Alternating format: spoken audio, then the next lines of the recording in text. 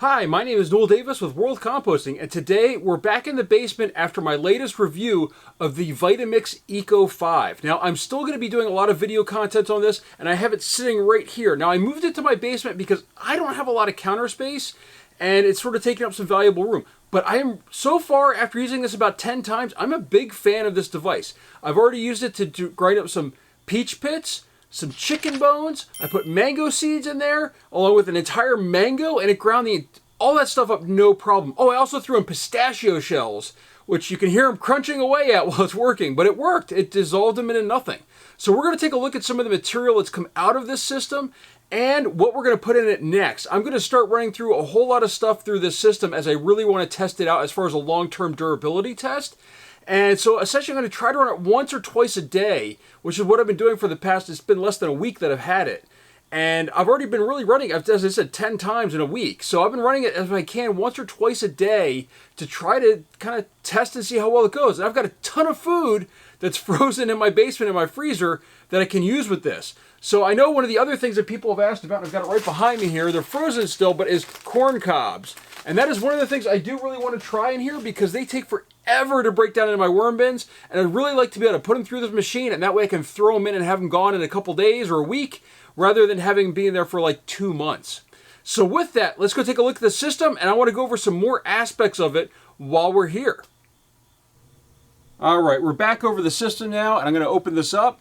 As you can see, it's pointed right at you, and we're going to put our bucket in here. Now, I do have most of this bucket filled, and this top right here works really well actually for keeping smells down. I hadn't tested that, but I just put in this entire batch of asparagus that was completely rotten in my fridge. We bought it.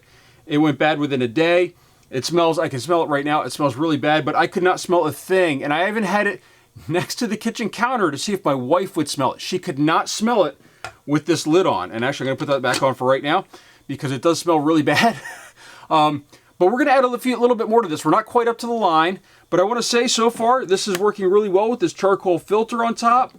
There's another screen in this top section here. There's a screen on the bottom side. And actually, let me pry that off real quick. So you got this little mesh or this metal piece right here. And then underneath that, there is this screen right here, which is just a metal screen. And this is what sort of you have over the top to prevent things from coming out into the air. So I have this, and this is cleanable. This is just a metal mesh. So that goes on the top here. It's really easy to put in and out. In fact, I'm doing it upside down right now. That shows how easy this is. So I'm going to put this on. This has a little rubber gasket right here that pops onto a little plate. Let me just get that back on here. Done. And there's a couple more things I want to put in here. Now, what we're going to add is we're going to add some strawberries, bananas. I've got some cucumbers, eggshells, and also a tea bag. And I think there's a coffee bag in here too. I think there should be enough room in here. I'm going to take this out real quick to add it, and then we'll come right back. All right, we're back. I'm adding this thing back in. And the reason why I took it out is I don't want to have any chance of anything going down around the sides. We're just below that line. There's actually a little bit more space. And while it is frozen, it's going to thaw out really quickly in here with the heat. It's already thawing out just from the little bit it's been out. And this is corn on the cob right here. We're going to go ahead and shove that in on this side.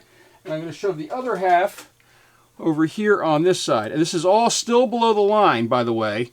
So this should be enough. And we can run this overnight. We'll see how it is in the morning. With the heat in here, this should thaw out. I've got actually, by the way, this tea bag in here does have this piece right here. I found that these do compost in my system, so I'm going to try that out in here as well. We're going to try all this out. I'm really hoping this works. And the next big test that I have coming up that I still have to set up are crab shells. So this is supposed to be able to take shellfish. They show a picture of a lobster. Lobsters can have really tough shells. So we eat a lot of crabs here in Maryland. We steam them, and we're going to order some crabs up, and that way we can try that out in here. So we'll see how that goes. But we'll be back in just a minute and see how this looks tomorrow morning. For you, it'll be a few seconds. For me, it'll be 4 to 9 hours. Or I should say even longer than that, maybe 12 hours by the time I check on it. Let's go ahead, close this up, and touch the button to start it. And you can hear it starting up right now. And you can see that's about the noise that it makes. I can already hear it starting to move things around. And I can actually feel it on the sides of the machine. I can feel that it's starting to rotate around and grind things up. And we'll come back and see how it's doing. All right, we're back with the reveal today of how this looks. And look at that material in here. This thing just ground right through all of that. And you can see it's a little bit stringy in here. We've got some strings, but pretty much this is all composted, or I shouldn't say composted. It's all been ground up. Now you gotta be careful reaching in here, by the way. These little pieces in there are a little sharp.